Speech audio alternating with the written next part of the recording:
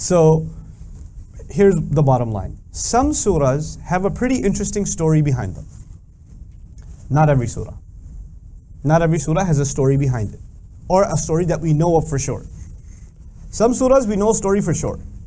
So Surah Al-Fath, for example, surah number 48 of the Quran, has a pretty elaborate story. You can call it the Treaty of Hudaybiyah. You familiar with the incident? Right? That if you don't understand the Treaty of Hudaybiyah, you're going to have a hard time understanding surah number what? 48. You need like a really good study of the entire treaty, every little detail, before you get to Allah's commentary on that treaty. That's important. So, or Surah At-Tawbah is at the occasion, the 9th surah is at the occasion of the conquest of Makkah. So if you don't know what's happening with the Romans, if you don't know what's happening with the Meccans, you don't know what's happening between, Ali radiallahu anhu and Abu Bakr as-Siddiq on their trip to Hajj and all of these details, if you don't know that, you're going to miss out on what Allah is talking about in Surah At-Tawbah. Some surahs have a pretty elaborate historical story behind them, and you better know. You better have a full picture of what's going on. We're actually entering a really interesting surah from that perspective. We're going to be studying Surah Al-Kəhf, right?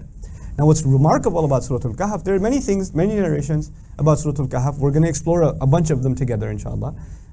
But one of them that's really fascinating is that the Prophet ﷺ was asked certain quiz questions to see if he's really a prophet. And he was asked about who the people of the cave are.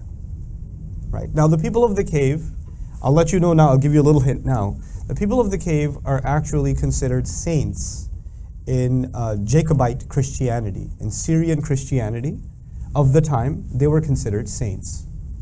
They were believed to have been discovered 120 or so years before the coming of the Prophet ﷺ. I'll give you the full notes later. Relax, just listen for now.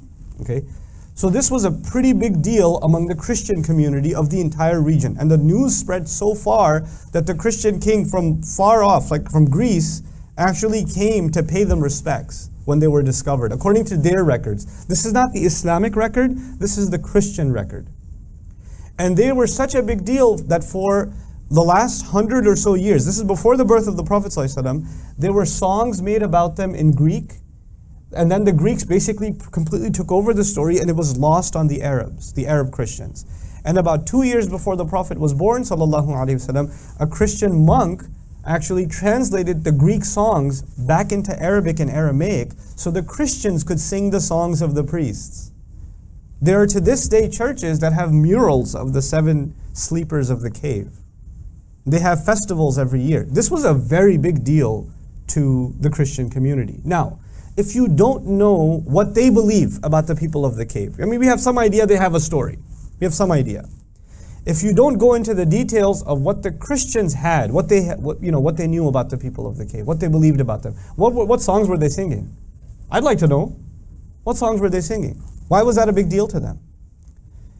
And then if you understand that history, then you look at Allah's commentary on the people of the cave, guess what happens? You're just left in shock, like, whoa, Allah is commenting with such accuracy on a story that is not even owned by the Muslims. It's owned by who? The Christians, and not even the average Christian, the scholars among the Christians. And Allah is correcting their story for them. Allah is correcting their story for them. Now, if you don't know that history, you won't know that there's anything to compare it to. So you'll just read the history on its own, the story on its own, which is great. But man, if you study the historical context, it brings out some cool stuff, man. You just sit there and read that and you go, whoa, that was awesome. That is awesome, Just to, get your appetite whet a little bit, because that's coming later. They believe that these young men who were caught in the cave, who had a dog with them according to them too, they got caught. They weren't able to stay asleep. They got caught. They tried to hide in a cave, but the king caught them. He caught up with them. And then he buried them alive. He just had rocks put on the mouth of the cave and just buried them alive. And so they died. Then 40 years, or assumed dead. Then 40 years later, not 309, 40 years later, some shepherd came and moved some rocks, and he found these guys in there, and they woke up. And that was the whole story to them. Is that the story you have in the Quran? No.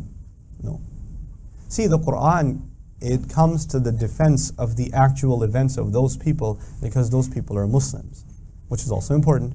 Because to them, those people were actually saints of Christianity. They preached Jesus is Lord, which they didn't. So Allah corrects the records, sets the record straight.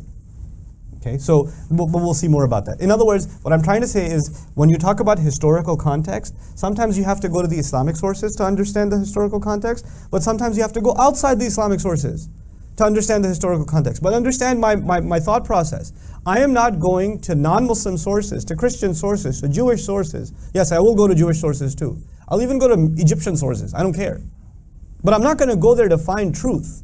I'm going to go there to find what they have, to see how Allah comments on what they have. It's like in my method, what's beyond criticism? Quran. Everything else is subject to criticism. You know where I found this commentary on the people of the cave? One of my students pointed me towards it. Is a book written on the Quran and its biblical subtext. And the intent of the author is very interesting. The intent of the author, he's a disbeliever, of course, he's a non-Muslim. The intent of the author is that the Quran copied stories from Christian and Jewish tradition, but did so unsuccessfully. In other words, it didn't copy the story accurately. That's the intent with which he did exhaustive research. And I'm really grateful that he did that research, because I'm just looking at all of his research and I'm reverse engineering it and saying, yes, the Quran is completely in contradiction with the record that you have, because the Quran set the record straight. We're looking at the same exact research, but we're looking at it from two different perspectives. I'm looking at the Quran as muhaymin. The Quran comes and protects the truth of what happens before, what may have happened before. You understand? So that's about historical context.